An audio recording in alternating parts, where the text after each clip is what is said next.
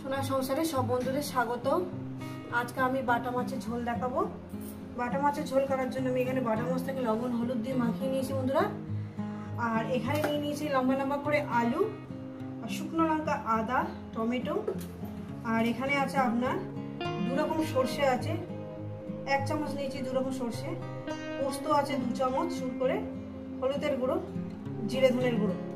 বন্ধুরা এই আমার লেগেছে। রেসিপিটি শুরু করার আগে বলবো লাইক করবেন, শেয়ার করবেন, চ্যানেলটা আপনাদের ভালো লেগে গেলে একটা সাবস্ক্রাইব করে নেবেন।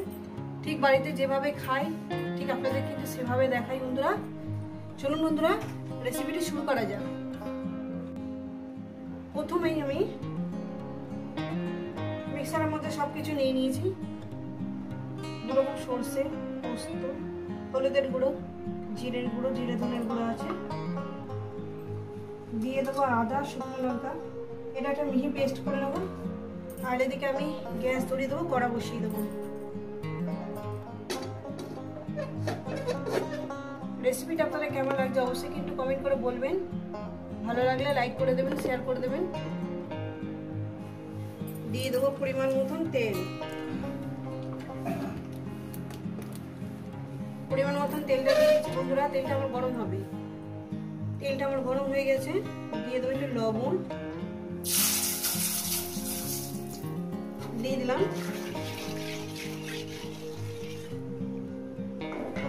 এক এক করে মাছগুলো দিয়ে দেবো।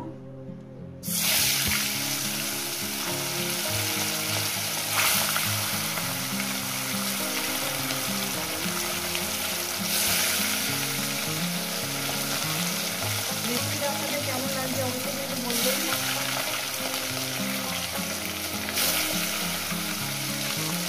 যে কটা রয়েছে সে কটা দিলাম বন্ধুরা। তো বন্ধুরা এক সাইড মাছগুলো ভাজা হয়ে গেছে, আমি অপর সাইডটা উল্টে দেবো। রেসিপিটা তোমাদের দেখবেন কিন্তু বন্ধুরা। আর এখানে একটা জিনিস সুবিধা হয়েছে, এখানে আপনারা পুকুরের মাছ, পুকুরের সবই মাছ হয়, তবু আমাদের এখানে মাছটা টেস্ট আছে। এই মাছগুলো আমার ভাজা হয়ে গেছে বন্ধুরা। এগুলো আমি উঠিয়ে নিলাম।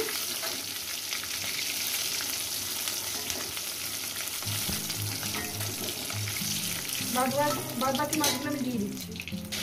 বাদ বাকি মাছগুলো দিয়ে দিলাম বন্ধুরা। এগুলো ভেজে দিচ্ছি। এই মাছগুলো আমার ভাজা হয়ে গেছে। এই মাছগুলো আমি তুলে নেব।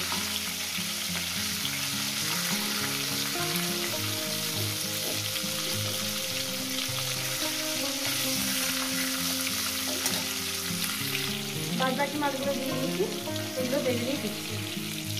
এই মাছগুলো আমার ভাজা হয়ে গেছে, এগুলো উঠিয়ে নেব।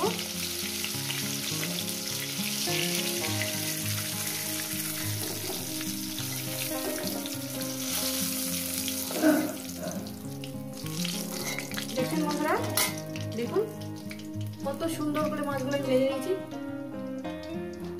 এরপর এই তেলে দিয়ে দেবো আমি কালো জিরে। অল্প পরিমাণে কালো জিরে দিলাম, দিয়ে একটু ভেজে নেব। কালো জিরেটা আমার ভাজা হয়ে গেছে। এবার দিয়ে দেবো এরপরে আলু।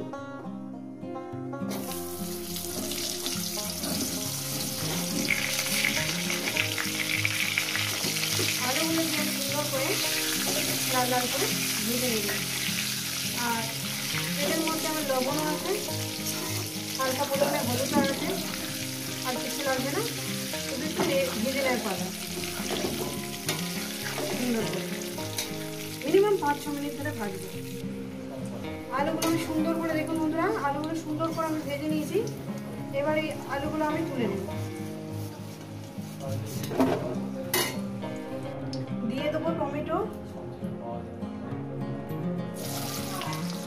টমেটো দিয়ে দিলাম বন্ধুরা। টমেটো দিয়ে তাই আমি 2 মিনিট একটু ভেজে নেব। ঠিক আমি যেভাবে রান্না করছি বন্ধুরা, ঠিক সেভাবে রান্না করে খেয়ে দেখবেন একবার, ভীষণই সুস্বাদু লাগে। এরপর দিয়ে দেবো মশলা। মশলাটাকে দিয়ে দিলাম। এবার মশলা বাটির জলটা আমি দিয়ে দেবো। অনেকটাই মশলা লেগে আছে, বাটি ধোয়া জলটা দেবো, দিয়ে দেবো মশলা বাটি ধোয়া জলটা দিয়ে দিলাম। এটাকে ভালো করে যতক্ষণ না মশলা থেকে তেলটা আলাদা হচ্ছে সেইভাবে মানে টাইম করে 2-3 মিনিট 4 মিনিট করে কষিয়ে নেবে সুন্দর করে, গ্যাস মিডিয়ামে রেখে। তো বন্ধুরা দেখুন মশলাটা সুন্দর করে আমি কষিয়ে নিয়েছি, তেলটা আলাদা হয়ে গেছে, তেল আমার বেরিয়ে এসছে। এরপর দিয়ে দেবে একদম গরম জল, যেহেতু একটু ঝোল বানাবো দিয়ে দেবো। এবার এর মধ্যে কি করব, আলুগুলো দিয়ে দেবো,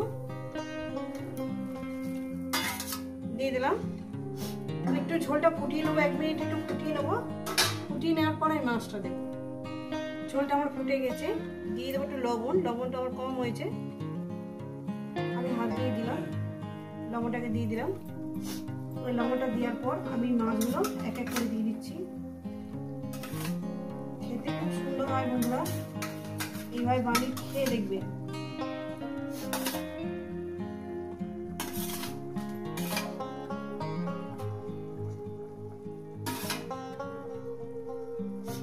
দিয়ে দিলাম। আমি আরো 5-6 মিনিট এটাকে রান্না করব, তারপর নামিয়ে দেবো না, কড়ার মধ্যে থাকবে বন্ধুরা, কিছু মনে করবেন না। আরো 5-6 মিনিট পর।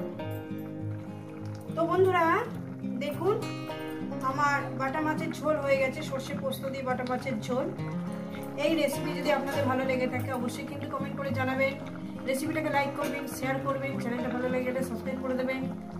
আবার নতুন রেসিপির সঙ্গে দেখা হচ্ছে। সবাইকে বলবো সুস্থ থাকবেন, ভালো থাকবেন, আর আমার নিত্য নতুন ভিডিও দেখবেন।